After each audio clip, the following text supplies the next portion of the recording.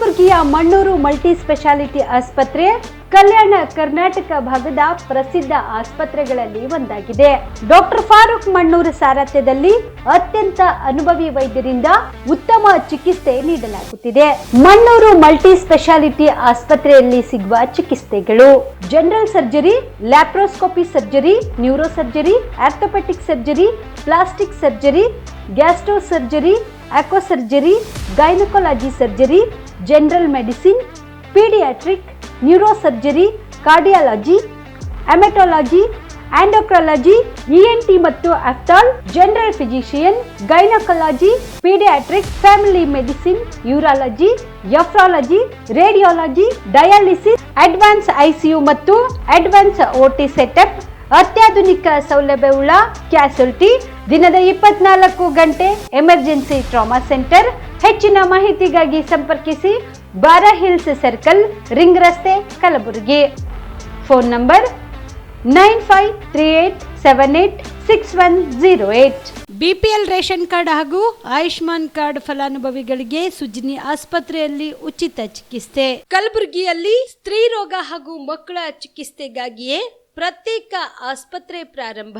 ಸುಜಿನಿ ಕಲ್ಯಾಣ ಕರ್ನಾಟಕ ಭಾಗದ ಅತ್ಯಾಧುನಿಕ ತಾಯಿ ಮತ್ತು ಶಿಶುವಿನ ಆರೈಕೆಯ ಆಸ್ಪತ್ರೆ. ಸ್ತ್ರೀ ರೋಗ ತಜ್ಞ ಖ್ಯಾತ ವೈದ್ಯರು ಹಾಗೂ ಮಕ್ಕಳ ತಜ್ಞ ಖ್ಯಾತ ವೈದ್ಯರ ತಂಡದಿಂದ ಕಡಿಮೆ ದರದಲ್ಲಿ ಚಿಕಿತ್ಸೆ, ವಿಶ್ವ ದರ್ಜೆಯ ಉಪಕರಣಗಳ ಮತ್ತು ಅತ್ಯಾಧುನಿಕ ಐಸಿಯು, ಎನ್ಐಸಿಯು ಹಾಗೂ ಇತರೆ ಸೌಲಭ್ಯಗಳಿಂದ ಮಕ್ಕಳಿಗೆ ಗುಣಮಟ್ಟದ ಆರೈಕೆ. ಸುಜಿನಿ ಆಸ್ಪತ್ರೆಯಲ್ಲಿನ ಸೌಲಭ್ಯಗಳು: ದಿನದ 24 ಗಂಟೆಯಲ್ಲಿ ತುರ್ತು ಸೇವೆ, ಹೈ ರಿಸ್ಕ್ ಗರ್ಭಧಾರಣೆ, ಒಬೆಸ್ಟ್ರಿಕ್ ಐಸಿಯು, ನವಜಾತ ಮತ್ತು ಶಿಶು ಐಸಿಯು, ಶಿಶು ಸಂಬಂಧಿತ ಶಸ್ತ್ರಚಿಕಿತ್ಸೆ, ಲ್ಯಾಪ್ರೋಸ್ಕೋಪಿ, ಲಸಿಕಾಕರಣ, ತಜ್ಞ ವೈದ್ಯರ ಸಲಹೆ, ಡಯಾಗ್ನೋಸ್ಟಿಕ್ ಮತ್ತು ಅಲ್ಟ್ರಾಸೌಂಡ್ ಸೇರಿದಂತೆ ಅನೇಕ ಸೌಲಭ್ಯಗಳು ನಿಮ್ಮ ಸುಜಿನಿ ಆಸ್ಪತ್ರೆಯಲ್ಲಿ ಲಭ್ಯ.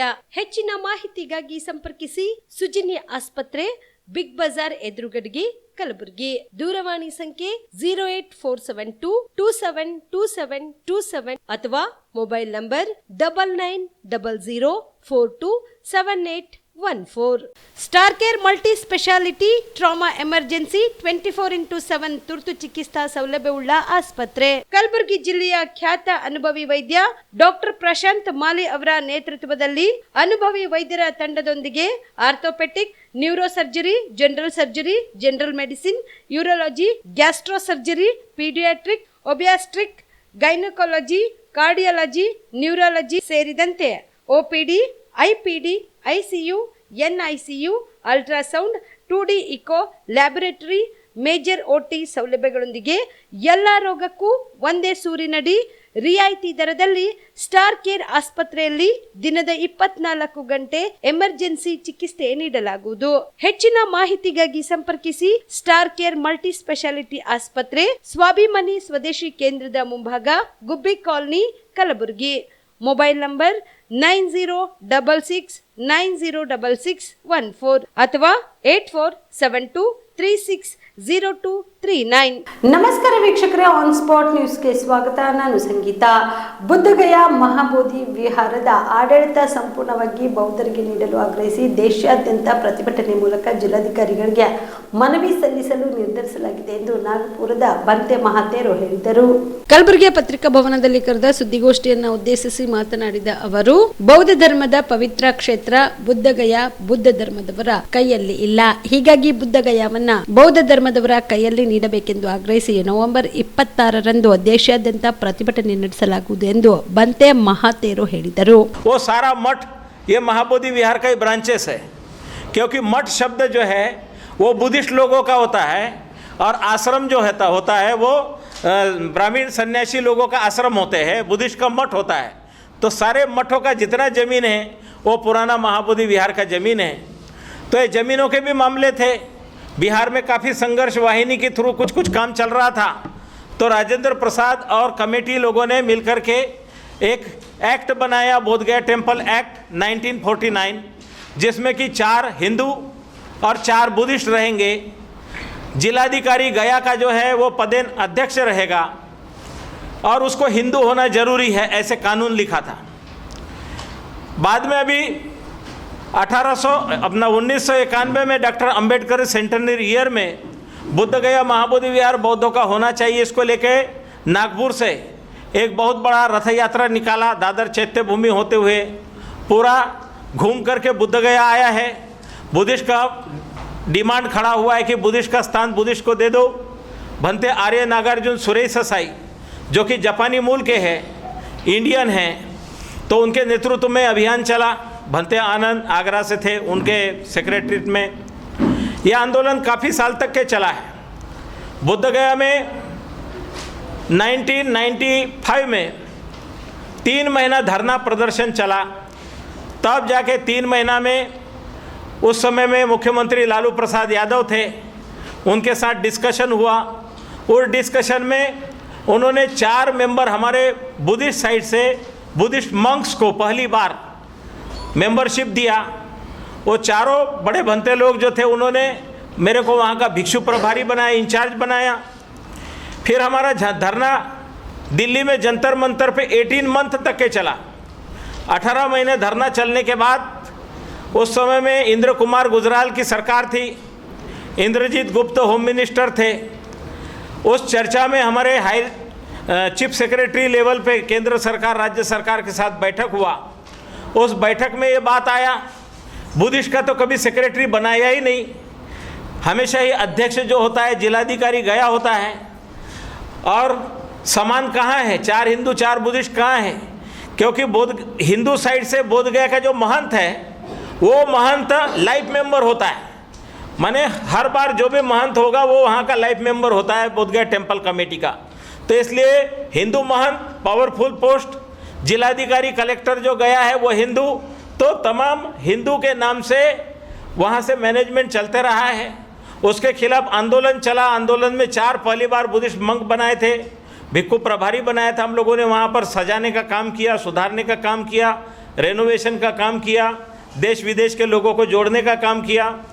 काफ़ी ಹಿಂದಿನ ಬಿಜೆಪಿ ಸರ್ಕಾರದ ವಿರುದ್ಧ 40% ಕಮಿಷನ್ ಆರೋಪದ ಎಲ್ಲ ದಾಖಲೆಗಳು ನಮ್ಮ ಹತ್ರ ಸಂಗ್ರಹವಾಗಿವೆ ಎಂದು ಕಾಂಟ್ರಾಕ್ಟರ್ ಸಂಘದ ರಾಜ್ಯ ಅಧ್ಯಕ್ಷ ಜಗನ್ನಾಥ ಶೇಖ್ ಜಿ ಹೇಳಿದರು.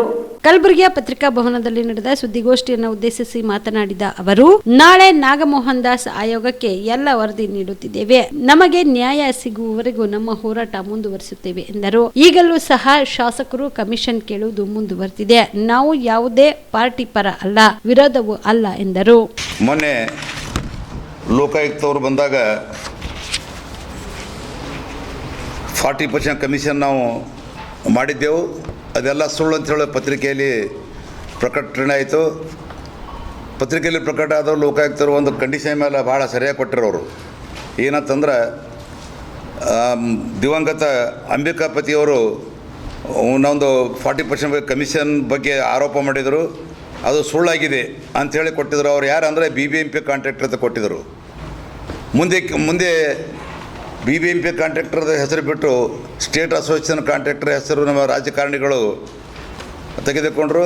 ವಿರೋಧ ಪಕ್ಷ ನಾಯಕರಾದಂಥ ಅಶೋಕ್ ಸಾಹೇಬರು ಹಾಗೂ ಕರ್ನಾಟಕ ರಾಜ್ಯದ BJP ಅಧ್ಯಕ್ಷರಾದಂಥ ವಿಜೇಂದ್ರ ಸಾಹೇಬರು ಅವರು ಕೆಂಪಣ್ಣವ್ರ ಹೆಸರು ತೊಗೊಂಡು ಇದು ಹಾಗೂ CT ರವಿ ಅವರು ನಮ್ಮ ಅಸೋಸಿಯೇಷನ್ ಹಾಗೂ ಕೆಂಪಣ್ಣ ಹೆಸರು ತೊಗೊಂಡು ಪ್ರೆಸ್ ಕಾನ್ಫರೆನ್ಸ್ ಮಾಡಿದ್ರು. ಅದನ್ನು ನಮಗೆ ಭಾಳ ನೋವಾಯಿತು.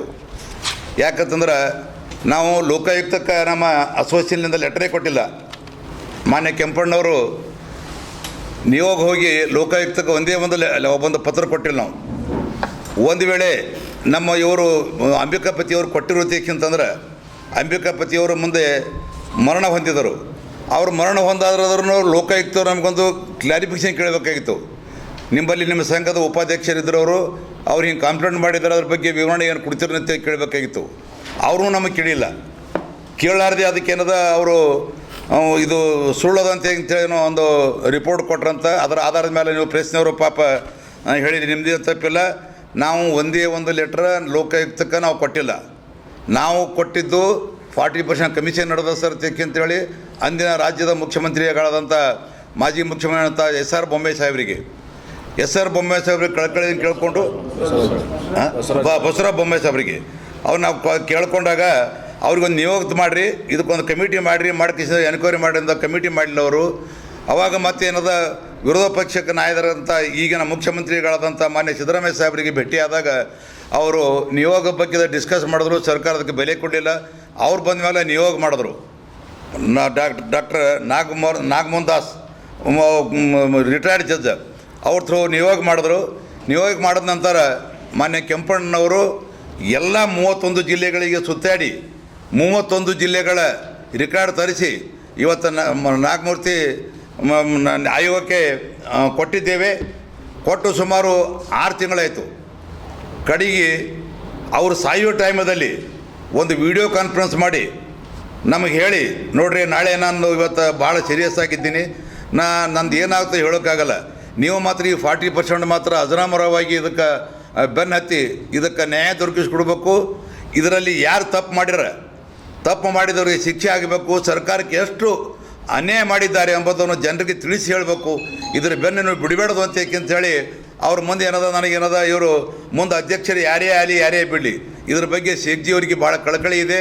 ಅವರು ನನ್ನ ಪರಮ ಶಿಷ್ಯರಿದ್ದಾರೆ, ಅವರಿಗೆ ಪ್ರಭಾರಿ ಅಂತ ಕೊಟ್ಟು ಇದು ಈ ಕೇಸ್ ಪ್ರೂಫ್ ಆಗೋ ತನಕ ಅವರಿಗಿಂದ ಪ್ರಭಾರಿ ಅಂತ ಕೊಡಿರ್ತಕ್ಕಂಥ ಒಂದು ಆದೇಶ ಮಾಡಿದರು. ಕಲಬುರಗಿ ನಗರದ ಕೃಷಿ ಉತ್ಪನ್ನಗಳ ಮಾರುಕಟ್ಟೆಯಲ್ಲಿ ಕೃಷಿಯೇತರ ಅಂಗಡಿಗಳನ್ನು ತಕ್ಷಣದಿಂದಲೇ ಖಾಲಿ ಮಾಡಿಸುವಂತೆ ಆಗ್ರಹಿಸಿ ಎಪಿಎಂಸಿ ಕಚೇರಿ ಎದುರುಗಡೆಗೆ ನವೆಂಬರ್ 21ರಂದು ಬೆಳಗ್ಗೆ 11 ಗಂಟೆಗೆ ಪ್ರತಿಭಟನೆ ನಡೆಸಲಾಗುವುದು ಎಂದು ಕಲ್ಯಾಣ ಕರ್ನಾಟಕ ಪ್ರತ್ಯೇಕ ರಾಜ್ಯ ಹೋರಾಟ ಸಮಿತಿ ಅಧ್ಯಕ್ಷ MS ಪಾಟೀಲ್ ನಾರಿಬೋಳ್ ತಿಳಿಸಿದರು.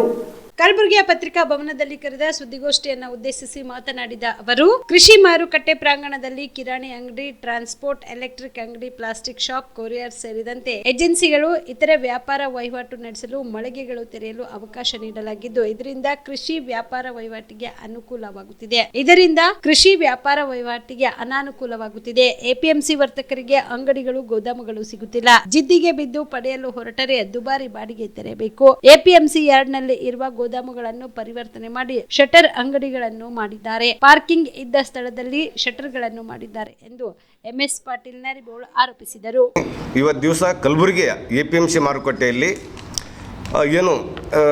ಎಪಿಎಂಸಿಯಿಂದ ಹರಾಜಾಗಿರ್ತಕ್ಕಂಥ ಮಳಿಗೆಗಳನ್ನು ರೈತ ಕೇಂದ್ರಗಳು ಅಂದರೆ ರೈತ ಪರವಾಗಿರ್ತಕ್ಕಂಥ ವ್ಯವಹಾರಗಳಿಗೆ ಅಡತಿ ಆಗಿರ್ಬೋದು ಅಂಥದಕ್ಕೇ ಬಳಸಬೇಕು. ಆದರೆ ಇವತ್ತಿನ ದಿವಸ ಕಡಿಮೆ ಒಂದು ಲೀಜಿನಲ್ಲಿ ಅಂಗಡಿಗಳನ್ನು, ಗೋದಾಮುಗಳನ್ನು ಪಡೆದು ಎಪಿಎಂಸಿಯಲ್ಲಿ ಅಡತಿ ರೈತಪರ ಚಟುವಟಿಕೆಗಳನ್ನು, ರೈತಪರ ವ್ಯಾಪಾರವನ್ನು ಮಾಡೋದಕ್ಕಿಂತಲೂ ಹೆಚ್ಚಾಗಿ ಕಮರ್ಷಿಯಲ್ ಪೈಪಿನ ವ್ಯವಹಾರ ಆಗಿರ್ಬೋದು, ಟ್ರಾನ್ಸ್ಪೋರ್ಟ್ ಆಗಿರ್ಬೋದು, ಹೋಟೆಲ್ಗಳಾಗಿರ್ಬೋದು ಇದನ್ನು ಮಾಡ್ತಾಯಿದ್ದಾರೆ. ಇದರಿಂದ ಅಲ್ಲಿನ ಕೃಷಿ ಚಟುವಟಿಕೆ ಮಾಡ್ತಕ್ಕಂಥ ವ್ಯಾಪಾರಸ್ಥರಿಗೆ ಮಳಿಗೆಗಳು ಸಿಗ್ತಾಯಿಲ್ಲ.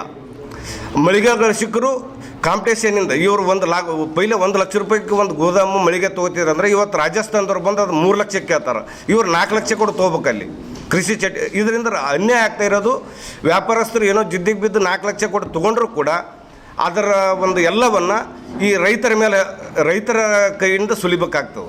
ಹಾಗಾಗಿ ಅಲ್ಲಿ ಆ ಒಂದು ಮಳಿಗೆಗಳನ್ನು ಖಾಲಿ ಮಾಡಿಸ್ಬೇಕು ಅಂತೇಳಿಕಿಸಿಂದ ಇಲ್ಲಿಯವರೆಗೆ ಸುಮಾರು ತಮ್ಮ ಗಮನಕ್ಕಿರ್ಬೋದು ಹಲವಾರು ಜನರು ಇಂದಿನ ಬೀಜ ಮತ್ತು ವ್ಯಾಪಾರಿಗಳ ನಿಗಮ ಸಂಘದ ಅಧ್ಯಕ್ಷರಾಗಿರ್ತಕ್ಕಂಥ ಶ್ರೀಮಂತ್ ಉದನೂರವರು ಮತ್ತು ಆಗಿನ ಕಾರ್ಯದರ್ಶಿಗಳು ಮತ್ತು ಈಗಿನ ಅಧ್ಯಕ್ಷರಾಗಿರ್ತಕ್ಕಂಥ ಸಂತೋಷ್ ಲಂಗರ್ ಅವರು ಮತ್ತು APM ಚೇಂಬರ್ ಆಫ್ ಕಾಮರ್ಸ್ನ ಈಗಿನ ಅಧ್ಯಕ್ಷರು ಮತ್ತು ಆಗಿನ ಉಪಾಧ್ಯಕ್ಷರಾಗಿರ್ತಕ್ಕಂಥ ಶಶಿಕಾಂತ್ ಪಾಟೀಲ್ ಅವರು, ಅದರ ಜೊತೆಗೆ ಹಲವಾರು ಅಡತಿ ಮಾಲಕರು, APM ಸದಸ್ಯರಿರ್ತಕ್ಕಂಥ ವೀರಣ್ಣ ಬೇಲೂರಿ ಅವರು ಎಲ್ಲರೂ ಕೂಡ ಕಂಪ್ಲೇಂಟನ್ನು ಕೊಟ್ಟಿದ್ದಾರೆ. ಈ ಒಂದು ಕಂಪ್ಲೇಂಟಿನ ಇವರೆಲ್ಲರ ಹೋರಾಟದ ಫಲವಾಗಿ APMC ಕಾರ್ಯದರ್ಶಿಗಳು ಅಲ್ಲಿ ಕಂಪ್ಲೇಂಟ್ ಯಾರ್ಯಾರ ಮೇಲೆ ಕೊಟ್ಟಿದ್ರೆ ಆ ಎಲ್ಲ ವ್ಯಾಪಾರಸ್ಥರಿಗೆ ಸುಮಾರು 2 ಅರ್ಜಿಗಳನ್ನು ಕೊಟ್ಟರು ಕೂಡ ಯಾರೂ ತಲೆ ಕೆಡಿಸ್ಕೊಂಡಿರಲಿಲ್ಲ. ಹಂಗಾಗಿ ಅಂತಿಮ ನೋಟಿಸ್ ಕೂಡ ಎಲ್ಲರಿಗೂ ಕೊಟ್ಟಿದ್ದಾರೆ. ಅಂದರೆ ಈ ನೋಟಿಸ್ ಕೊಟ್ಟ ಮೇಲೆ ಅಲ್ಲಿ ಕಾರ್ಯಚಟುವಟಿಕೆ ಮಾಡೋದು ಅಪರಾಧ ಆಗ್ತದೆ ಬಹುಶಃ. ಅಂಥದ್ರು ಕೂಡ ಇಲ್ಲಿ ತನಕ ಖಾಲಿ ಮಾಡ್ತಾಯಿಲ್ಲ. ಸುಮಾರು 2 ತಿಂಗಳಾಗ್ತಾ ಬಂತು ಅಂತಿಮ ನೋಟಿಸ್ ಕೊಟ್ಟು 107 ಸರ್. ಇದು ಏನದಲ್ಲ, ಈ ನೋಟಿಸ್ ಕೊಟ್ಟರು ಖಾಲಿ ಮಾಡ್ತಾ ಇಲ್ಲ ಅಂತಂದ್ರೆ ಅಧಿಕಾರಿಗಳ ಮೇಲೆ ಯಾವುದೋ ಒಂದು ಒತ್ತಡ ಇರ್ಬೋದು. ಆ ಉದ್ದೇಶದಿಂದ ಅಂತಿಮ ನೋಟಿಸ್ ಕೊಟ್ಟಿದ್ದೀರಿ ತಾವು, ಅದಕ್ಕಾಗಿ ಶೀಘ್ರದಲ್ಲೇ ಈ ಮಳಿಗೆಗಳನ್ನ ಖಾಲಿ ಮಾಡಿಸಿ ರೈತಪರ ಚಟುವಟಿಕೆ ನಡೀಲಿಕ್ಕೆ ಅವಕಾಶ ಮಾಡಿಕೊಡ್ಬೇಕಂತೇಳಿ ನಾವು ದಿನಾಂಕ 21ರಂದು APMC ಕಚೇರಿ ಎದುರುಗಡೆ ಎಲ್ಲ ಸಂಘಟನೆಗಳ ನೇತೃತ್ವದಲ್ಲಿ ಮತ್ತು ಅಲ್ಲಿನ ಹಲವಾರು ವ್ಯಾಪಾರಸ್ಥರ ಜೊತೆ ಪ್ರತಿಭಟನೆ ಮಾಡಿ ಕಾರ್ಯದರ್ಶಿಗಳಿಗೆ ಮನವಿಯನ್ನು ಸಲ್ಲಿಸಲಿದ್ದೇವೆ. ಎಐಡಿಎಸ್ಒ ವತಿಯಿಂದ ನವೆಂಬರ್ 27ರಿಂದ 29ರವರೆಗೆ ನವದೆಹಲಿಯಲ್ಲಿ 10ನೇ ಅಖಿಲ ಭಾರತೀಯ ವಿದ್ಯಾರ್ಥಿ ಸಮ್ಮೇಳನ ಜರುಗಲಿದೆ ಎಂದು ಎಐಡಿಎಸ್ಒ ರಾಜ್ಯ ಉಪಾಧ್ಯಕ್ಷ ಹನುಮಂತ್ ಎಸ್ಎಚ್ ತಿಳಿಸಿದರು. ಕಲಬುರಗಿಯ ಪತ್ರಿಕಾ ಭವನದಲ್ಲಿ ಕರೆದ ಸುದ್ದಿಗೋಷ್ಠಿಯನ್ನು ಉದ್ದೇಶಿಸಿ ಮಾತನಾಡಿದ ಅವರು, ರಾಜ್ಯದಿಂದ ಸಾವಿರಾರು ವಿದ್ಯಾರ್ಥಿಗಳು ಹೋಗಲಿದ್ದು ಒಟ್ಟು 18 ಲಕ್ಷಕ್ಕೂ ಅಧಿಕ ಜನ ಈ ಒಂದು ಸಮ್ಮೇಳನದಲ್ಲಿ ಪಾಲ್ಗೊಳ್ಳಲಿದ್ದಾರೆ ಎಂದರು. ಶಾಲಾ ಕಾಲೇಜುಗಳಲ್ಲಿ ಎಲ್ಲ ಹಂತದ ಶುಲ್ಕ ಏರಿಕೆ ತಡೆಗಟ್ಟಬೇಕು. ಸಾರ್ವಜನಿಕ ಶಿಕ್ಷಣವನ್ನು ಬಲಪಡಿಸಿ ಮುಚ್ಚಿದ ಶಾಲೆಗಳನ್ನು ಪುನರಾರಂಭಿಸಬೇಕು. ಖಾಲಿ ಇರುವ ಎಲ್ಲ ಬೋಧಕ ಮತ್ತು ಬೋಧಕೇತರ ಹುದ್ದೆಗಳನ್ನು ಕೂಡಲೇ ಖಾಯಂ ಆಧಾರದ ಮೇಲೆ ಭರ್ತಿ ಮಾಡಬೇಕು ಎಂದು ಸಮ್ಮೇಳನದಲ್ಲಿ ಸರ್ಕಾರಕ್ಕೆ ಒತ್ತಾಯಿಸಲಾಗುವುದು ಎಂದರು. ಎನ್ಟಿಎ ರದ್ದುಗೊಳಿಸಿ ಮತ್ತು ಎಲ್ಲ ಪರೀಕ್ಷಾ ಅಕ್ರಮಗಳ ಕುರಿತು ಪರಿಣಾಮಕಾರಿ ತನಿಖೆ ನಡೆಸಬೇಕು. 4 ವರ್ಷದ ಪದವಿ ತಿರಸ್ಕರಿಸಬೇಕು. ಎನ್ಟಿಎ ರದ್ದುಗೊಳಿಸಿ ಮತ್ತು ಎಲ್ಲ ಪರೀಕ್ಷಾ ಅಕ್ರಮಗಳ ಕುರಿತು ಪರಿಣಾಮಕಾರಿ ತನಿಖೆ ನಡೆಸಬೇಕು ಸೇರಿದಂತೆ ಹಲವು ಬೇಡಿಕೆಗಳನ್ನು ಈಡೇರಿಸಬೇಕು ಎಂದು ಒತ್ತಾಯಿಸಲಾಗುವುದು ಎಂದರು. ಇಲ್ಲಿ ನನಗನ್ನಿಸ್ತಿರೋದೇನೆಂದರೆ, ಇವತ್ತು ನಿಜವಾಗ್ಲೂ ಇವತ್ತು ಸರ್ಕಾರ ಇದು ಬರೀ ಕರ್ನಾಟಕ ರಾಜ್ಯದಲ್ಲಿ ಮಾತ್ರ ಒಂದಾದರೆ ಸಾಕಾಗಲ್ಲ. ಇವತ್ತು ಇಡೀ ದೇಶದಾದ್ಯಂತ ಇದನ್ನು ಇಂಪ್ಲಿಮೆಂಟ್ ಮಾಡಿದ್ದಾರೆ. ಆ ಹಿನ್ನೆಲೆಯಲ್ಲಿ ನಾವು ಇಡೀ ದೇಶದಾದ್ಯಂತ ಕೂಡ ಅದನ್ನು ತೆಗಿಬೇಕು. NEP 2020 ತೆಗಿಬೇಕು. ಎಲ್ಲರಿಗೂ ಕೂಡ ಏನಂತಾರೆ, ಇವತ್ತು ಸಾರ್ವಜನಿಕ ಶಿಕ್ಷಣನ ಉಳಿಸ್ಬೇಕು. ಏನು ಸರ್ಕಾರಗಳು ಏನು ಬಜೆಟನ್ನು ಮೀಸಲಿಡಬೇಕು ಸರ್ಕಾರಗಳು ಇವತ್ತು ಎಜುಕೇಷನ್ಗೆ. ಆ ಬಜೆಟನ್ನು ಇನ್ಕ್ರೀಸ್ ಮಾಡಬೇಕು ಅಂತ ಕೇಳ್ತಿದ್ದೀವಿ. ಕೇಂದ್ರ ಸರ್ಕಾರ 10% ಬಜೆಟನ್ನು ಅದು ಶಿಕ್ಷಣಕ್ಕೆ ಮೀಸಲಿಡಬೇಕು. ರಾಜ್ಯ ಸರ್ಕಾರ 30% ಬಜೆಟನ್ನು ಅದು ಶಿಕ್ಷಣಕ್ಕೆ ಮೀಸಲಿಡಬೇಕು ಅಂತ ಹೇಳಿಬಿಟ್ಟು ಈ ಒಂದು ಸಮ್ಮೇಳನದ ಮುಖಾಂತರ ಭಾಳ ದೊಡ್ಡ ಮಟ್ಟದಲ್ಲಿ ಹೋರಾಟಗಳನ್ನು ಬೆಳೆಸ್ತಾ ಇದ್ದೀವಿ. ಇಷ್ಟೇ ಅಲ್ಲ ಸ್ನೇಹಿತರೆ, ಇವತ್ತು ಸರ್ಕಾರಗಳು ಇತ್ತೀಚೆಗೆ ಪತ್ರಿಕೆಗಳಲ್ಲಿ ಇವತ್ತು ಬೆಳಗ್ಗೆನೇ ಓದ್ಕೊಂಡು ಬಂದೆ, ಮತ್ತೆ ಇವತ್ತು ಮೆಡಿಕಲಲ್ಲಿ 10% ಫೀಸ್ ಹೆಚ್ಚಳ ಮಾಡಿದ್ದಾರೆ. ಪ್ರೈವೇಟ್ ಕಾಲೇಜಲ್ಲೂ ಮಾಡಿದ್ದಾರೆ, ಗೌರ್ಮೆಂಟ್ ಕಾಲೇಜಸ್ಗಳಲ್ಲೂ ಕೂಡ ಮಾಡ್ತಾ ಇದ್ದಾರೆ. ಒಂದು ತಿಂಗಳ ಹಿಂದೆಯೇ ಸರ್ಕಾರಿ ಇಂಜಿನಿಯರಿಂಗ್ ಕಾಲೇಜಲ್ಲೂ ಕೂಡ 10% ಫೀಸ್ ಹೆಚ್ಚಳ ಮಾಡಿದ್ದಾರೆ. ಪ್ರೈವೇಟ್ ಇಂಜಿನಿಯರಿಂಗ್ ಕಾಲೇಜಸಲ್ಲೂ ಕೂಡ 10% ಇನ್ಕ್ರೀಸ್ ಮಾಡಿದ್ದಾರೆ. ಭಾಳ ದುರಂತ ನೋಡಿ. ಇಲ್ಲಿವರೆಗೂ ನೀವೆಲ್ಲರೂ ಕೂಡ ಅರ್ಥ ಮಾಡ್ಕೊಂಡಿರೋದು ಏನಂದರೆ, ಸರ್ಕಾರಿ ಇಂಜಿನಿಯರಿಂಗು ಕಾಲೇಜು, ಶಾಲಾ ಕಾಲೇಜು, ವಿಶ್ವವಿದ್ಯಾಲಯಗಳು ಇವೆಲ್ಲನೂ ಕೂಡ ಮೆರಿಟೋರಿಯಸ್ ಮತ್ತು ಬಡ ವಿದ್ಯಾರ್ಥಿಗಳಿಗೆ ಸೀಟ್ಗಳ ಈಸಿಯಾಗಿ ಸಿಕ್ಬಿಡುತ್ತಪ್ಪ ರ್ಯಾಂಕಿಂಗ್ ಇದ್ದರೆ ಅಂತ ನಾವು ಅರ್ಥ ಮಾಡ್ಕೊಂಡಿದ್ವಿ. ಆದರೆ ಇತ್ತೀಚೆಗೆ ಇದಕ್ಕೆ ದೊಡ್ಡ ಒಂದು ಚಾಟಿ ಏಟನ್ನು ಇವತ್ತು ರಾಜ್ಯ ಸರ್ಕಾರ ಬೀಸಿದೆ. ಏನದು ಅಂದರೆ, UBDT ಅಂತಕ್ಕಂಥ ಇಡೀ ಕರ್ನಾಟಕದಲ್ಲೇ ಮೊಟ್ಟ ಮೊದಲ ಇಂಜಿನಿಯರಿಂಗ್ ಕಾಲೇಜು, ಭಾಳ ಹಳೆಯ ಕಾಲೇಜಿದು. ಆ ಕಾಲೇಜನ್ನು ಸರ್ಕಾರ ಇವತ್ತು ಸರ್ಕಾರಿ ಕಾಲೇಜನ್ನು 50% ಪೇಮೆಂಟ್ ಕೋಟಾ ಅಂಥೇಳಿ ಮಾಡೋದಕ್ಕೆ ಹೊರಟಿದ್ರು. ಇದ್ರ ವಿರುದ್ಧ ಭಾಳ ದೊಡ್ಡ ಮಟ್ಟದಲ್ಲಿ ಹೋರಾಟ ಆಯಿತು. ಅಲ್ಲಿ ಬುದ್ಧಿಜೀವಿಗಳು, ಸಾಹಿತಿಗಳು, ಅಲ್ಲಿ ಕಲ್ತಿರುವಂಥ ಎಷ್ಟೋ ಜನ ಎಲ್ಲರೂ ಕೂಡ ನಾವು ಸಪೋರ್ಟ್ ತೊಗೊಂಡು ಅಲ್ಲಿ ಇಡೀ ದಾವಣಗೆರೆನೇ ಬಂದ್ ಮಾಡಿ ಜನ ಸ್ವಯಂ ಪ್ರೇರಿತವಾಗಿ ಯಾರ್ದು ಒತ್ತಡ ಇಲ್ಲಾರ್ದೇ ಆ ದಾವಣಗೆರೆ ಬಂದ್ಗೆ ತಾವೇನೇ ವಾಲಂಟಿಯರ್ಲಾಗಿ ಅದನ್ನು ಹೋಲ್ ಹಾರ್ಟೆಡ್ಲಿ ಸಪೋರ್ಟ್ ಮಾಡಿ ಅದನ್ನು ಯಶಸ್ವಿನೂ ಕೂಡ ಮಾಡಿದ್ರು. ಇದು AIDS ನೇತೃತ್ವದಲ್ಲಿ ನಡೆದಂಥ ಹೋರಾಟ ಇದು. ಸ್ನೇಹಿತರೆ, ನನಗೆ ಅಲ್ಲೇ ಅನಿಸೋದೇನೆಂದರೆ, ಇವತ್ತು ಸರ್ಕಾರದ ಇವತ್ತು NEP 2020 ಪಾಲಿಸಿನಲ್ಲಿ ಬರೀ ಇಷ್ಟೇ ಆದರೆ ಸಾಕಾಗಲ್ಲ. ಇವತ್ತು ಬರೀ ಆರ್ಥಿಕವಾಗಿ ಅಷ್ಟೇ ನೋಡೋದಲ್ಲ, ಇವತ್ತು ಮಾನವೀಯ ಮೌಲ್ಯಗಳ ಕುಸಿತ ನೋಡ್ತಾ ಇದ್ದೀವಿ. ಟೆಕ್ಸ್ಟ್ ಬುಕ್ಕಲ್ಲಿ ಇತಿಹಾಸದ ತಿರುಚುವಿಕೆಯನ್ನು ನೋಡ್ತಾ ಇದ್ದೀವಿ. ಮಹಾನ್ ವ್ಯಕ್ತಿಗಳನ್ನು ಪಠ್ಯಪುಸ್ತಕದಿಂದ ತೆಗೆದುಹಾಕುವಂಥ ಒಂದು ದೊಡ್ಡ ಹುನ್ನಾರನ ಇವತ್ತು ಸರ್ಕಾರಗಳು ಮಾಡ್ತಾ ಇದೆ. ಇವತ್ತು ಅವರವರ ರಾಜಕೀಯ ಅಜೆಂಡಾಗಳನ್ನು ಒಟ್ಟು ಪಠ್ಯಪುಸ್ತಕದಲ್ಲಿ ಬಿತ್ತುವಂಥ ಒಂದು ಹುನ್ನಾರನ ಇವತ್ತು ನಾವು ನೋಡ್ತಾ ಇದ್ದೀವಿ. ಸ್ನೇಹಿತರೆ, ಇದಕ್ಕೆ ಲಾಸ್ಟೇ ಹೋರಾಟ ಆಯಿತು, ಭಾಳ ದೊಡ್ಡ ಮಟ್ಟದಲ್ಲಿ ಹೋರಾಟ ಆಯಿತು. ಸೊ ಇದ್ರ ವಿರುದ್ಧ ನಾವು ಇವತ್ತು ಹೋರಾಟಗಳನ್ನು ಬೆಳೆಸ್ತಾ ಇದ್ದೀವಿ. ಅಷ್ಟೇ ಅಲ್ಲ, ಇವತ್ತು ಉನ್ನತ ಶಿಕ್ಷಣ ಬೆಳಿಬೇಕು ಅಂತಂದರೆ ಅಲ್ಲೂ ಕೂಡ ಇವತ್ತು ಸರ್ಕಾರ ಇವತ್ತು ಬಜೆಟನ್ನು ಅಲಾಟ್ ಮಾಡಬೇಕು. ರೈತರ ಪಹಣಿಯಲ್ಲಿ ವಕ್ಫ್ ಎಂದು ನಮೂದಿಸಿರುವ ಹೆಸರು ಕೈಬಿಡಬೇಕೆಂದು ಒತ್ತಾಯಿಸಿ ಚಿತ್ತಾಪುರ ತಾಲೂಕಿನ ಟೆಂಗಣಿ ಕ್ರಾಸ್ ಹತ್ರ ಕರ್ನಾಟಕ ರಾಜ್ಯ ರೈತ ಸಂಘ ಹಾಗೂ ಹಸಿರು ಸೇನೆ ಜಿಲ್ಲಾ ಘಟಕದ ಮುಖಂಡರು ಪ್ರತಿಭಟನೆ ನಡೆಸಿದರು. ನಂತರ ಗ್ರೇಡ್ 2 ತಹಸೀಲ್ದಾರ್ ಅವರ ಮೂಲಕ ಮುಖ್ಯಮಂತ್ರಿ ಸಿದ್ದರಾಮಯ್ಯ ಅವರಿಗೆ ಮನವಿ ಪತ್ರ ಸಲ್ಲಿಸಿದರು. ಈ ಸಂದರ್ಭದಲ್ಲಿ ವಿಠಲ್ ಮಾಕ, ಜಗದೀಶ್ ಸಾಗರ್, ಪರಮೇಶ್ವರ ಜಳಕಿ, ವಿಜಯ್ ಕುಮಾರ್ ಚೌಹಾಣ್, ಶಿವಯೋಗಿ ಪೂಜಾರಿ, ಪರಮೇಶ್ವರ್ ಮತ್ತಿಮೂಡ್ ಸೇರಿದಂತೆ ಅನೇಕರು ಭಾಗಿಯಾಗಿದ್ದರು. MD Mushtaq, on spot news, Chittapur. Karnataka ರಾಜ್ಯ ರೈತ ಸಂಘಕ್ಕೆ, ಕರ್ನಾಟಕ ರಾಜ್ಯ ರೈತ ಸಂಘಕ್ಕೆ ಇವತ್ತಿಲ್ಲಿ ಯಾರು ಭೂಮಿಯಾಗ ನಿಂತ ಎಲ್ಲ ರೈತರ ಮಕ್ಕಳೇ ಇಲ್ಲಿ. ಅವರಾದ್ರೂ ಏನಾದ್ರು ಮಾಡಿ ಕೇಳ್ತೀವಿ. ಆರಿಸಿ ಬಂದಾಗ ನೀವು ರೈತರು, ನಾವು ರೈತ ಬಚಾವ ಸರ್ಕಾರ, ಹಲೋ, ರೈತರ ಹೆಸರೇನ ಪ್ರಮಾಣ ವಚನ ಮಾಡ್ತಾರ. ಇವತ್ತು ರೈತರಿಗೆ ಯಾರು ರೀತಿ ಮಾಡ್ಲಕತ್ತಾರ? ಒಂದೊಂದು ಎಲ್ಲಿ ನೋಡಿದ್ರು ಒತ್ತೆ ಬಂದ ವಿನಂತಿ ನಾವು ಧರಿಸ್ಕೊಳ್ಬೇಕು. ರೈತರು ಗೆಳೆವಾಡ ಮಂದಿ ನಾವು, ಇಲ್ಲ ಅದು ಏನು ಅರ್ಥನೇ ಆಗೋದು ನಮ್ಗೆ. ಆದ್ರೆ ಏನ್ ಹೇಳ್ತಾರೆ, ನಾವು ಮೊನ್ನೆ ಎಲೆಕ್ಷನ್ ಮಾನ್ಯ ಸಿದ್ದರಾಮಯ್ಯ ಸಾಹೇಬರು ಚೆಕ್ ಕಟ್ಟಿವಿ ಅಂತ ಹೇಳ್ಯಾರ. ಅದು ಬಂದ್ ಮಾಡಿ ಅಂತ ಹೇಳ್ಯಾರ. ಇನ್ನ ನೋಡಿದ್ರು ಹೋಗಪ್ಪ ಅವ್ರ ಪಾಣ್ಯಾಗ ಅಯ್ಯೋ ಹೆಸರುಗಳವ, ಅವ್ ಹೆಸರುಗಳು ಎಲ್ಲ ಸ್ಥಿತಿಪಡಿ ಆಗ್ಬೇಕು. ನಮ್ಮ ರೈತರ ಆಸ್ತಿ ನಮ್ಮ ರೈತರಿಗೆ ಉಳಿಯಬೇಕು. ಇದನ್ನು ಇವತ್ತು ನಾವು ಇವಾಗ ಹೋರಾಟ ಮಾಡ್ಬೇಕಾದ್ರೆ ಮೊದಲು ಒಂದ್ಸಲ ಚಿತ್ತಾಪುರದಲ್ಲಿ ತಹಶೀಲ್ ಆಫೀಸ್ಗೆ ಹೋಗಿ ನಾವು ಎಲ್ಲ ರೈತರು ಕೂಡಿ ಮನವಿ ಪತ್ರ ಕೊಟ್ಟಿದ್ದೀವಿ. ಆ ಮನವಿ ಪತ್ರಕ್ಕೆ ನಮ್ಗೆ ಮತ್ತೆ ಇನ್ಚಾರ್ಜ್ ವಾಪಸ್ ನಮ್ಮ ರೈತರಿಗೆ ತಿಳಿಸಿಲ್ಲ. ಈ ರೀತಿ ತಿಳಿಸಿಲ್ಲ ಮೊನ್ನೆ ಮೀಟಿಂಗ್ ಮಾಡಿ ನಮ್ಮ ರಾಜ್ಯಾಧ್ಯಕ್ಷರು ಬಂದರು, ರಾಜ್ಯ ಪ್ರಧಾನ ಕಾರ್ಯದರ್ಶಿಗಳಿದ್ದು ಎಲ್ಲರ ಸಮ್ಮುಖದಲ್ಲಿ ಇವತ್ತು ಹೋರಾಟ ಇಟ್ಕೊಂಡಿವಿ. ಈ ಹೋರಾಟಕ್ಕೆ ನಮ್ಗೆಲ್ಲರಿಗೆ ಸಹ ಬೆಂಬಲ ಕೊಟ್ಟು ನಮ್ಮ ರೈತರು ಆಗದಂತಾರೆ. ಇದು ರೈತರ ಸಮಸ್ಯೆ ಅದ. ರಾಜ್ಯ ಸರ್ಕಾರ ವಕ್ಫ್ ಹೆಸರಿನಲ್ಲಿ ರೈತರ ಜಮೀನು, ಮಠ ಮಂದಿರಗಳು ಆಸ್ತಿ ಮತ್ತು ಸರ್ಕಾರದ ಆಸ್ತಿಯ ಕಬಳಿಸುತ್ತಿರುವುದನ್ನು ವಿರೋಧಿಸಿ ವಕ್ಫ್ ಹಟಾವ್ ಅನ್ನದಾತ ಬಚಾವ್ ಬೃಹತ್ ಪಾದಯಾತ್ರೆ ಮತ್ತು ಧರಣಿ ಸತ್ಯಾಗ್ರಹ ಹಮ್ಮಿಕೊಳ್ಳಲಾಗುವುದು ಎಂದು ಆಂದೋಲನದ ಶ್ರೀ ಸಿದ್ದಲಿಂಗ ಸ್ವಾಮೀಜಿಗಳು ತಿಳಿಸಿದರು.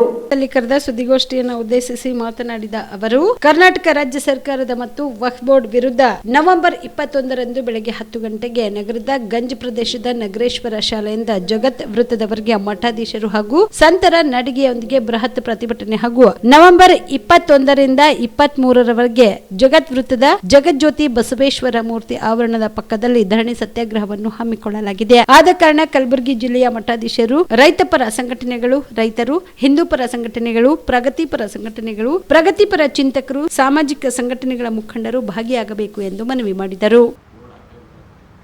ಬೋರ್ಡ್ ಹಾಕ್ತಾರೆ. ಹಾಗಾದರೆ ಈ ಕಂದಾಯ ಇಲಾಖೆ, ಸರ್ಕಾರ, ರೆವಿನ್ಯೂ ಡಿಪಾರ್ಟ್ಮೆಂಟು ನಮ್ಮ ಪಾಣಿಯಲ್ಲಿ ಹೆಸರು ಹಾಕಿರ್ತಾರಲ್ಲ, ಅದಕ್ಕೇನು ವ್ಯಾಲ್ಯೂ ಇಲ್ವಾ? ಸಂವಿಧಾನದಕ್ಕಿಂತಲೂ ದೊಡ್ಡದಾಯ್ತಾ ಇದು ವಕ್ಫ್ ಬೋರ್ಡು? ಸಂವಿಧಾನದ ಬಗ್ಗೆ ಮಾತನಾಡುವಂತಹ ವಿಚಾರವಾದಿಗಳು, ರಾಜಕಾರಣಿಗಳು ಇವತ್ತು ಈ ದುಷ್ಕೃತ್ಯ ಮಾಡುವಂಥ ವಕ್ಫ್ ಬೋರ್ಡ್ ಬಗ್ಗೆ ಯಾಕೆ ಮಾತಾಡ್ತಾ ಇಲ್ಲ? ಹೀಗಾಗಿ ನಾವು ನಮ್ಮ ಜಿಲ್ಲೆಯ ಸುಮಾರು 100 ಮಠಾಧೀಶರು 21ನೇ ತಾರೀಕು ಕಲಬುರಗಿಯ ನಗರೇಶ್ವರ ಶಾಲೆಯಿಂದ ರೈತರೊಂದಿಗೆ ನಾವು ಹೆಜ್ಜೆ ಹಾಕ್ತಾ ಇದ್ದೀವಿ. ನೋಟಿಸ್ ವಾಪಸ್ ತೆಗೆದುಕೊಳ್ಬೇಕು. ವಕ್ಫ್ ಬೋರ್ಡ್ನ ಹೆಸರನ್ನು ಅಲ್ಲಿಂದ ಕಿತ್ತಿ ಹಾಕಬೇಕು. ಇಡೀ ದೇವಸ್ಥಾನ, ಮಠ ಮಂದಿರಗಳ ಆಸ್ತಿಗೆ ಈ ವಕ್ಫ್ ಬೋರ್ಡ್ನ ಕಣ್ಣು ಬೀಳಬಾರ್ದು ಅನ್ನುವ ಕಾರಣಕ್ಕಾಗಿ ಬೃಹತ್ ಪ್ರತಿಭಟನಾ ರ್ಯಾಲಿಯನ್ನು ಹಮ್ಮಿಕೊಂಡಿದ್ದೀವಿ. ಬೆಳಗ್ಗೆ 11 ಗಂಟೆಗೆ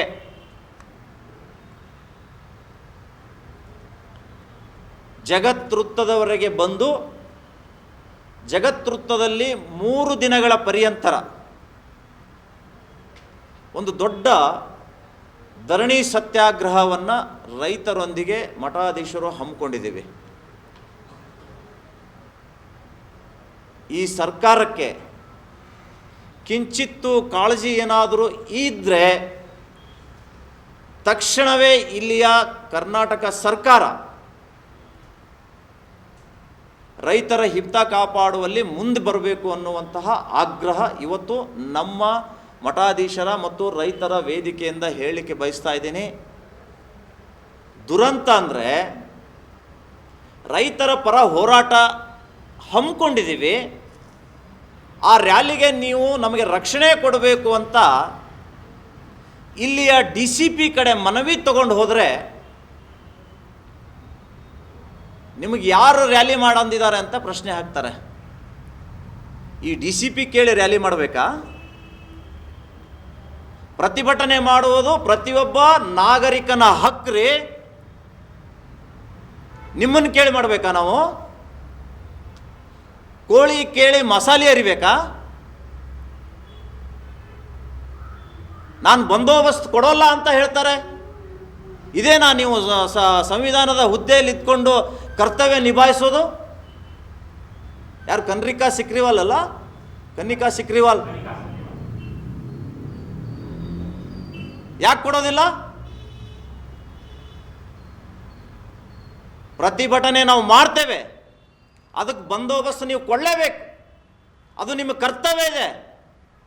ಇಲ್ಲೇನೋ ನಾವು ದಾಂಧಲೆ ಮಾಡಲಿಕ್ಕೆ ಇಲ್ಲಿ ಪ್ರತಿಭಟನೆ ಮಾಡ್ತಾ ಇಲ್ಲ. ರೈತರ ಹಕ್ಕನ್ನು ನಾವು ಉಳಿಸ್ಕೊಳ್ಳೋದಕ್ಕಾಗಿ ನಾವು ಹೋರಾಟ ಮಾಡ್ತಾ ಇದ್ದೀವಿ. ಈ ರೀತಿಯಾದಂಥ ಉಡಾಫೆ ಬೆದರಿಕೆಯನ್ನು ಒಡ್ಡಿದರೆ ಇಲ್ಲಿ ಯಾವನೂ ಬಗ್ಗುವವನಿಲ್ಲ ಅನ್ನುವಂತಹ ಸಂದೇಶ ಇವತ್ತು ಪತ್ರಿಕೆ ಮುಖಾಂತರ ಪೊಲೀಸ್ ಇಲಾಖೆಗೆ ಸರ್ಕಾರಕ್ಕೆ ಕೊಡ್ಲಿಕ್ಕೆ ಬಯಸ್ತಾ ಇದ್ದೇನೆ. ಕಾನೂನು ಸುವ್ಯವಸ್ಥೆ ಕಾಪಾಡೋದು ಸಾಕಷ್ಟು ಕೆಲಸ ಇದ್ದಾವೆ. ಪಿಡಿಒ ಮರುಪರೀಕ್ಷೆ ನಡೆಸುವಂತೆ ಆಗ್ರಹಿಸಿ ಇಂದು ಕಲಬುರಗಿಯಲ್ಲಿ ಎಸ್ಎಫ್ಐ ಸಂಘಟನೆಯ ಪದಾಧಿಕಾರಿಗಳು ಪ್ರತಿಭಟನೆ ನಡೆಸಿದರು. ಕಲಬುರಗಿಯ ಜಿಲ್ಲಾಧಿಕಾರಿಗಳ ಕಚೇರಿಯ ಮುಂಭಾಗದಲ್ಲಿ ಪ್ರತಿಭಟನೆ ನಡೆಸಿದ ಎಸ್ಎಫ್ಐ ಸಂಘಟನೆಯ ಅಭ್ಯರ್ಥಿಗಳು ಕೆಪಿಎಸ್ಸಿ ಮಾಡಿರೋ ಎಡವಟ್ಟಿನಿಂದಾಗಿ ಸಾಕಷ್ಟು ಅಭ್ಯರ್ಥಿಗಳು ಪರೀಕ್ಷೆಯಿಂದ ವಂಚಿತರಾಗಿದ್ದು, ಪ್ರತಿಭಟನೆ ನಡೆಸಿದ ವಿದ್ಯಾರ್ಥಿಗಳ ಮೇಲೆಯೂ ಎಫ್ಐಆರ್ ದಾಖಲು ಮಾಡಲಾಗಿದೆ. ಈ ಕೂಡಲೇ ಕೇಸ್ ವಾಪಸ್ ಪಡೆಯಬೇಕು ಎಂದು ಸರ್ಕಾರಕ್ಕೆ ಎಸ್ಎಫ್ಐ ಆಗ್ರಹಿಸಿದೆ.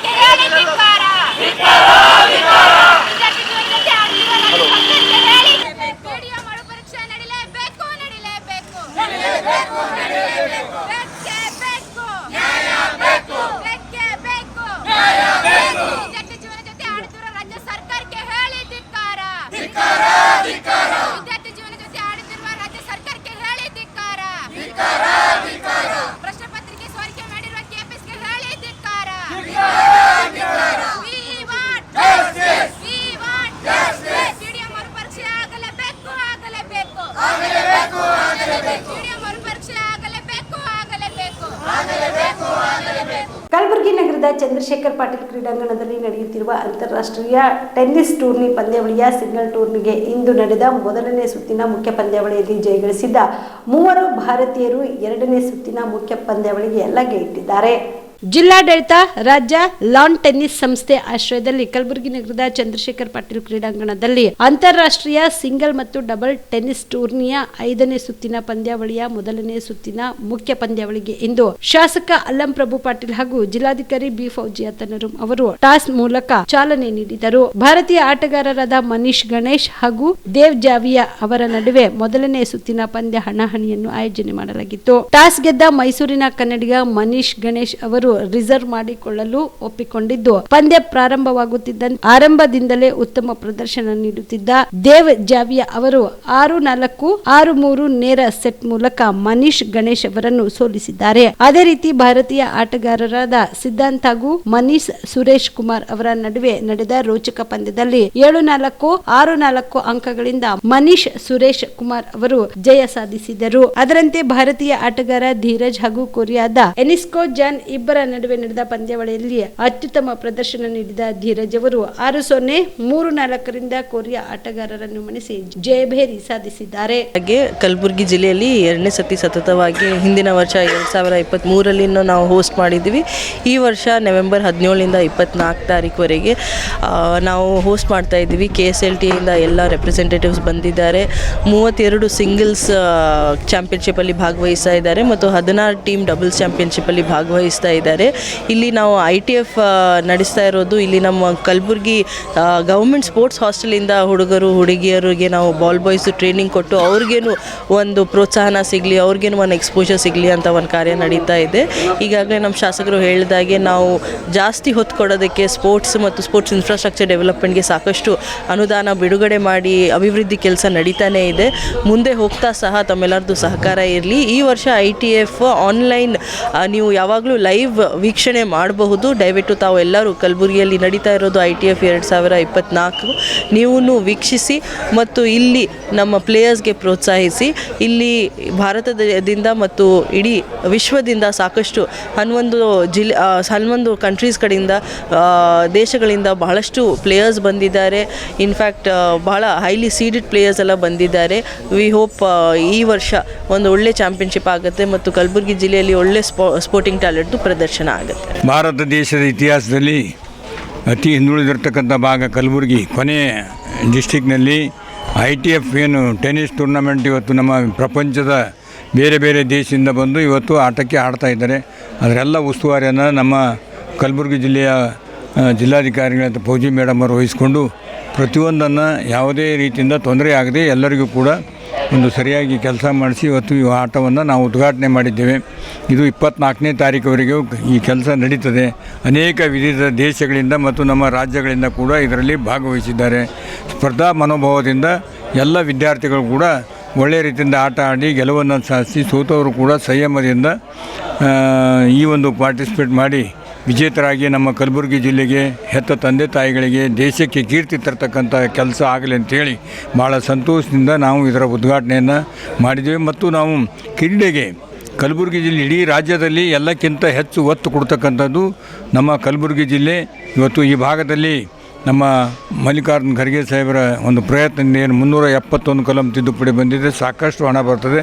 ಸುಮಾರು 33 ಕೋಟಿ ರೂಪಾಯಿಗಳನ್ನು ನಮ್ಮ ಜಿಲ್ಲಾಧಿಕಾರಿಗಳು ಮತ್ತು ಜಿಲ್ಲಾ ಉಸ್ತುವಾರಿ ಮಂತ್ರಿಗಳು ಸೇರಿ ಕ್ರೀಡೆಗೆ ಏನಪ್ಪ ಅಂದ್ರೆ ಒತ್ತು ಕೊಟ್ಟು ಇದರ ಕೆಲಸವನ್ನು ಪ್ರಾರಂಭ ಮಾಡಿದರೆ ಮಹಿಳೆಯರ ಸಲುವಾಗಿ ಒಂದು ಪ್ರತ್ಯೇಕ ಒಂದು ಸ್ಟೇಡಿಯಂ ನಿರ್ಮಾಣ ಮಾಡಿ ಮತ್ತು ಬೇರೆ ಬೇರೆ ಎಲ್ಲರಿಗೂ ಕೂಡ ಅನುಕೂಲ ಆಗ್ತಕ್ಕಂಥ ರೀತಿಯಲ್ಲಿ ಇಲ್ಲಿ ಒಂದು ಕ್ರೀಡೆಗೆ ಪ್ರೋತ್ಸಾಹ ಕೊಡ್ತಾ ಇದ್ದಾರೆ. ಅವರಿಗೆ ಅಭಿನಂದಿಸಿ ಈ ಕ್ರೀಡೆಯಲ್ಲಿ ಭಾಗವಹಿಸಿರ್ತಕ್ಕಂಥ ಎಲ್ಲ ಕ್ರೀಡಾಪಟುಗಳು ಕೂಡ ನಮ್ಮ ಜಿಲ್ಲೆಯ ಪರವಾಗಿ ಅಭಿನಂದನೆಗಳನ್ನು ಸಲ್ಲಿಸ್ತಾರೆ. ರಾಜ್ಯೋತ್ಸವ ಪ್ರಶಸ್ತಿ ಪುರಸ್ಕೃತ 4 ಹಿರಿಯ ಪತ್ರಕರ್ತರು ನನ್ನ ಮತ್ತು ಪತ್ರಿಕಾ ವೃತ್ತಿಯ ಸಾಕ್ಷಿ ಪ್ರಜ್ಞೆ ಆಗಿದ್ದಾರೆ ಎಂದು ಮುಖ್ಯಮಂತ್ರಿಗಳ ಮಾಧ್ಯಮ ಸಲಹೆಗಾರರಾದ ಕೆವಿ ಪ್ರಭಾಕರ್ ಅವರು ಕೃತಜ್ಞತೆ ಸಲ್ಲಿಸಿದರು.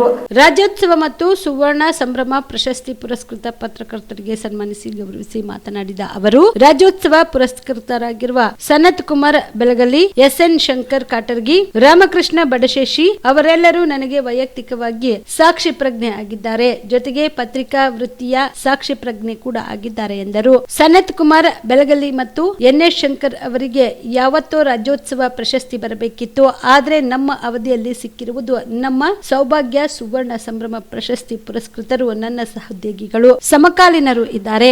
ನಾವೆಲ್ಲರೂ ಒಟ್ಟಾಗಿಯೇ ಒಡನಾಡಿಕೊಂಡು ಪತ್ರಿಕೋದ್ಯಮದ ಭಾಗ ಆಗಿದ್ದವರು. ಎಲ್ಲರಿಗೂ ಶುಭಾಶಯಗಳು ಕೋರುತ್ತೇನೆ. ಬೇರೆ ಬೇರೆ ಸಾಮಾಜಿಕ ಹಿನ್ನೆಲೆಯಿಂದ ಬಂದು ಪತ್ರಿಕಾ ವೃತ್ತಿಯನ್ನು ಅರ್ಥಪೂರ್ಣಗೊಳಿಸಿದ್ದಾರೆ. ಪತ್ರಿಕಾ ವೃತ್ತಿಯ ವಿಶ್ವಾಸಾರ್ಹತೆಯನ್ನು ಕಾಪಾಡಲು ಇಷ್ಟು ಮಂದಿ ತಮ್ಮ ಪಾಲನೆಯನ್ನು ಒದಗಿಸಿದ್ದಾರೆ ಎಂದು ಮೆಚ್ಚುಗೆ ಸೂಚಿಸಿದರು. ಕಾರ್ಪೊರೇಟರ್ ಪರ ರೈತ ವಿರೋಧಿ ಕೃಷಿ ನೀತಿಗಳನ್ನು ಕೈಬಿಡಲು ಒತ್ತಾಯಿಸಿ ಇಂದು ಕಲಬುರಗಿ ನಗರದ ಜಿಲ್ಲಾಧಿಕಾರಿಗಳ ಕಚೇರಿ ಮುಂದುಗಡೆಗೆ ಅಖಿಲ ಭಾರತ ಕೃಷಿ ಕಾರ್ಮಿಕ ಸಂಘಟನೆ ವತಿಯಿಂದ ಪ್ರತಿಭಟನೆ ಮಾಡಲಾಯಿತು. ಕಲಬುರಗಿ ನಗರದ ಜಿಲ್ಲಾಧಿಕಾರಿಗಳ ಕಚೇರಿಯ ಮುಂದೆ ಪ್ರತಿಭಟನೆ ನಡೆಸಿ ಮಾತನಾಡಿದ ಅವರು, ಇಡೀ ದೇಶಾದ್ಯಂತ ಇಂದು ರೈತ ಸಮುದಾಯ ಮತ್ತು ಕೃಷಿ ಕಾರ್ಮಿಕರು ಅತ್ಯಂತ ಸಂಕಟಮಯ ಜೀವನ ನಡೆಸುತ್ತಿದ್ದಾರೆ. ಸಾಲದ ಹೊರೆಯಿಂದಾಗಿ ಇಂದು ಸಾವಿರಾರು ರೈತರು ಆತ್ಮಹತ್ಯೆಗೆ ಮೊರೆ ಹೋಗುತ್ತಿದ್ದಾರೆ. ಪ್ರತಿದಿನವೂ ಬೀಜ, ಗೊಬ್ಬರ, ಕೀಟನಾಶಕಗಳಂತಹ ಕೃಷಿ ಒಳನುಸುಳುಗಳು ಬೆಲೆಗಳು ಗಗನಕ್ಕೇರುತ್ತಿವೆ. ಆದರೆ ಯಾವ ಸರ್ಕಾರಗಳು ಕೃಷಿ ಉತ್ಪನ್ನಗಳಿಗೆ ಲಾಭದಾಯಕ ಬೆಲೆ ದೊರಕುವಂತೆ ಕ್ರಮಗಳು ತೆಗೆದುಕೊಳ್ಳದೆ ಇರುವುದು ವಿಷಾದವಾದ ಸಂಗತಿಯಾಗಿದೆ ಎಂದರು.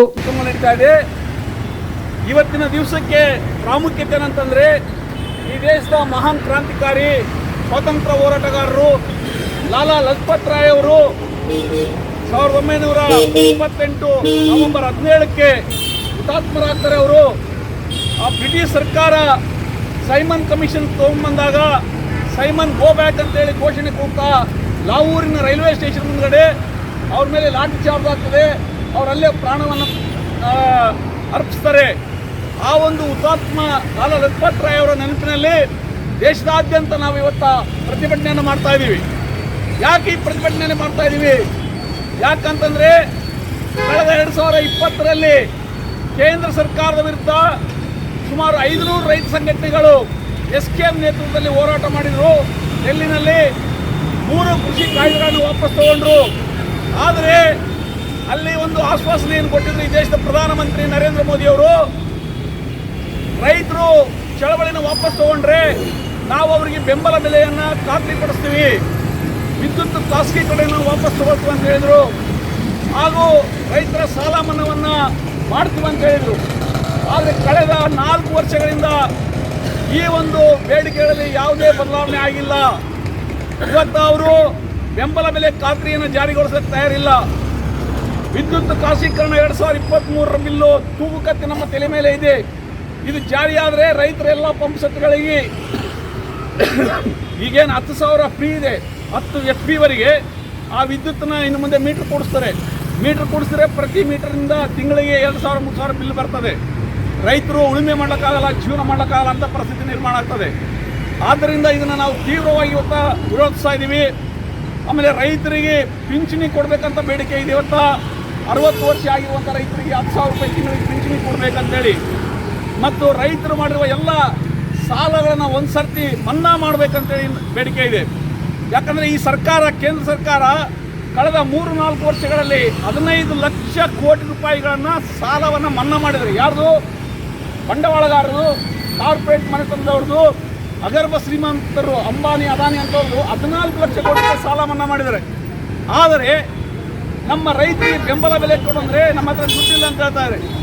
ಇಡೀ 23 ಬೆಳೆಗಳಿಗೆ ಬೆಂಬಲ ಬೆಲೆ ಖರೀದಿ ಮಾಡಬೇಕಂದ್ರೆ ಕೇವಲ 2 ಲಕ್ಷ ರೂಪಾಯಿ ಕೋಟಿ ಬೇಕಷ್ಟೇ.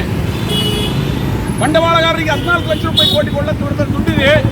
ಬೆಂಬಲ ಬೆಲೆ ಕಾನೂನುಬದ್ಧಗೊಳಿಸಲಿಕ್ಕೆ, ಕಾಯ್ದೆ ಮಾಡಲಿಕ್ಕೆ ಕೇವಲ 2 ಲಕ್ಷ ಕೋಟಿ ರೂಪಾಯಿ ಖರ್ಚು ಮಾಡಲಿಕ್ಕೆ ತಯಾರಿಸಿದೆ ಕೇಂದ್ರ ಸರ್ಕಾರ. ಅಂದರೆ ಈ ಇವತ್ತಿನ ಕೇಂದ್ರ ಸರ್ಕಾರ ಆಗಲಿ ಅಥವಾ ನಮ್ಮ ರಾಜ್ಯದಲ್ಲಿರುವಂಥ ರಾಜ್ಯ ಸರ್ಕಾರ ಆಗಲಿ ಬಂಡವಾಳಗಾರರ ಪರವಾಗಿದ್ದಾರೆ, ಕಾರ್ಪೊರೇಟ್ ಮನೆತನಗಳ ಪರವಾಗಿದ್ದಾರೆ, ಶ್ರೀಮಂತರ ಸೇವೆ ಮಾಡ್ತಾ ಇದ್ದಾರೆ. ಇವಿಷ್ಟು ಈವರೆಗಿನ ಸುದ್ದಿಗಳು. ಹೀಗೆ ನೋಡ್ತಾ ಇರಿ ಆನ್ ಸ್ಪಾಟ್ ನ್ಯೂಸ್. ಇದು ಕ್ಷಿಪ್ರ, ನಿಖರ, ನೇರ. ಕಾಮರೆಡ್ಡಿ ಆರ್ಥೋ ಮತ್ತು ಟ್ರಾಮಾ ಕೇರ್ ಆಸ್ಪತ್ರೆ, ಕಲಬುರಗಿ. ಡಾಕ್ಟರ್ SB ಕಾಮರೆಡ್ಡಿ ಹಾಗೂ ಡಾಕ್ಟರ್ ಪ್ರತಿಮಾ S ಕಾಮರೆಡ್ಡಿ ಸಾರಥ್ಯದಲ್ಲಿ ಕಳೆದ 11 ವರ್ಷಗಳಿಂದ ಸಾವಿರಾರು ರೋಗಿಗಳಿಗೆ ದಿನದ 24 ಗಂಟೆ ತುರ್ತು ಸೇವೆ ನೀಡಿದ ಶ್ರೇಯಸ್ಸು. ಆರ್ಥೋ ಚಿಕಿತ್ಸೆಗೆ ನುರಿತ ವೈದ್ಯರ ತಂಡ, neuro surgery, joint replacement surgery, interventional pain clinic, plastic surgery, facial maxillo surgery, ದಿನದ 24 ಗಂಟೆ ಲ್ಯಾಬ್ ಸೌಲಭ್ಯ, ದಿನದ 24 ಗಂಟೆ ಮೆಡಿಕಲ್ ಸೌಲಭ್ಯ, ಡಿಜಿಟಲ್ ಎಕ್ಸ್ರೇ, ದಿನದ 24 ಗಂಟೆ ಬ್ಲಡ್ ಬ್ಯಾಂಕ್ ಸರ್ವಿಸ್, ದಿನದ 24 ಗಂಟೆ ಆಂಬ್ಯುಲೆನ್ಸ್ ಸೌಲಭ್ಯ. ಹೆಚ್ಚಿನ ಮಾಹಿತಿಗಾಗಿ ಸಂಪರ್ಕಿಸಿ ಸರ್ಕಾರಿ ITI ಕಾಲೇಜು ಮುಂಭಾಗ, ಕಾಮರೆಡ್ಡಿ ಆರ್ಥೋ ಮತ್ತು ಟ್ರಾಮಾ ಕೇರ್ ಆಸ್ಪತ್ರೆ, ಕಲಬುರಗಿ. Phone number 08472256163.